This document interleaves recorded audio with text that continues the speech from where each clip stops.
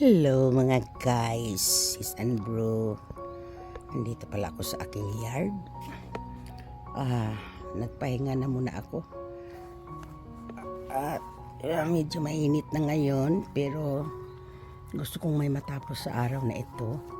Kaya ito, wala talagang forever guys. Kasi dati, itong pinag-aalis ko, dati talagang lokong-loko ako dyan kasi maganda kasi yan. Kailang dumadami na siya at natatabunan yung iba kong halaman. So anyway guys, ayan ang mga nabunot ko na. Pinagbubunot ko siya guys. Diyan sila galing. Ano yung nandoon? Ayan yung pala ko pa. Ayan ang dahil kong binubunot.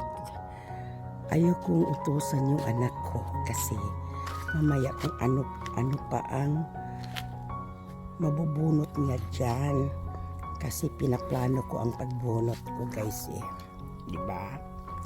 Saka ito yung ano ko na sa sobrang tuyo, at itong aking boysenberry, ayan kung saan na siya nakarating. Boysenberry ko yan guys, ayan. Yan ang pinapaakyat ko doon. At yan, ang dami ko nang naalis din. At nag-trimming din ako dyan. At tinawagan ko yung aking mahal na cousin. Kasi gusto ko na itong ipaalis ang aking grapes kung gusto niya. Kaya lang busy talaga siya.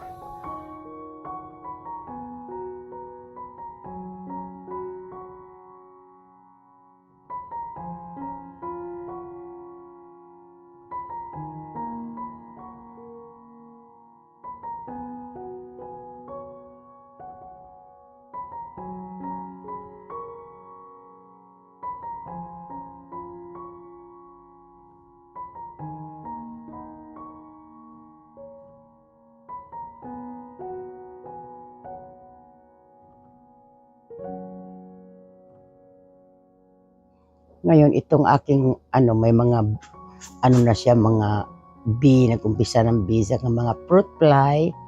Kaya kailangan ko na talaga siyang alisin. Kagagaling ko lang sa labas.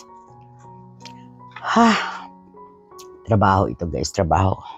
Tapos siya pagkuha, kaya ayan siya, hinog na siya. At hindi pala siya maasim, matamis siya. Bukas muna natin guys. Dahan-dahan ko lang siya hanggang sa lumiwanag na dito guys. Ayan na so far ang aking nakukuha. Kaya kunting dahan-dahan pa dito. Ayan may marami pa doon. Itong sanga na ito guys, ang ini-aim ko na kunin. Pero dahan-dahanin, ayan siya, lumusot na siya guys. Dahan-dahanin ko siya pagkuha para hindi tuluyang bumagsak itong aking trellis. Yan guys, nag-ano pa rin siya. Ayan. Kaya lang wala na ito. Baka hindi na maganda ang tubo niyan. Kaya andito ako, kukunin natin yan. Nagkanda tuyo na yung iba guys, saka maliliit siya. Ayan, pero tubo pa rin siya ng tubo. Ayan siya guys,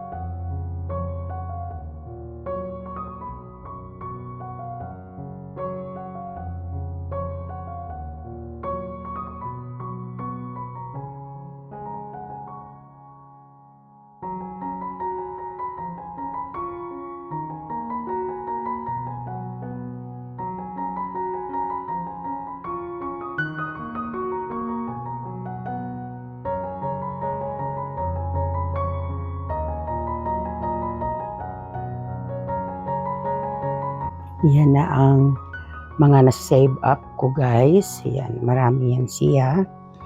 At ito, para kung dinaadan ng bagyo. Ayan, nagkaroon na rin kasi ako ng bees, saka fruit fly at langaw. Kaya isa din yan sa kailangan ko siyang alisin. Kaya, ayan, para talaga akong dinaanan ng bagyo. Ayan. Baka bibili pa ako ng trash bag at yung malalaking trash bag para malinis ko na ito. Ayun, hindi na maliwanag na dyan. Ayun, meron pa doon sa may bayabas. Ayan, tapos nilagyan ko siya ng sipay. Ayan guys. Kaya ayan, maganda din yun dati. Tatapon ko na sana yung itong wood na ito eh. Ayan, maliwanag na siya. Ito na lang, kailangan ko ito ng energy na magligpit dito. Pero need ko pang bumili ng malalaking trash bag. At maliliit yung trash bag ko dito eh. At ito yung mga malalaking sanga na siya. Kaya halos gibain na niya ang aking trellis. Ayan. Lalo na ito siya guys, oh. Ang laki-laki na talaga niya. Kaya, ayan siya.